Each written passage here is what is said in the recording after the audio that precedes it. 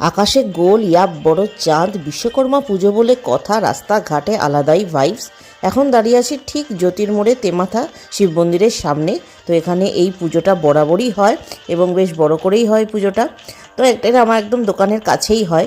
তো আজকে যেটা রাতে আমাদের ডিনার আছে সেটা হচ্ছে এই সমীর হিন্দু হোটেলের বিরিয়ানি, এবং সেটাও কিন্তু মাটন বিরিয়ানি। তো ওরা কেমন বানিয়েছে তো সেটা জানার জন্যই আজকে এখান থেকে নেওয়ার ব্যাপার। সেটা সমীর দাই আমাদেরকে বলেছিল যে একটু খেয়ে বলো বৌদি মাটন বিরিয়ানিটা কেমন হয়েছে। তো সেই জন্য নিয়ে নিয়েছি 3 প্লেট মাটন বিরিয়ানি এখান থেকে।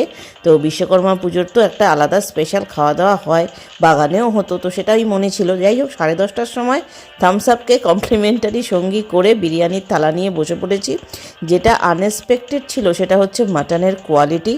ভাবতেই পারিনি এত ভালো মাটনের কোয়ালিটি হবে। তো তোমাদের কেমন লাগলো ভিডিওটা কমেন্ট সেকশানে জানিও। ছোট্ট মিনি ব্লগ আজকের মতো টাটা।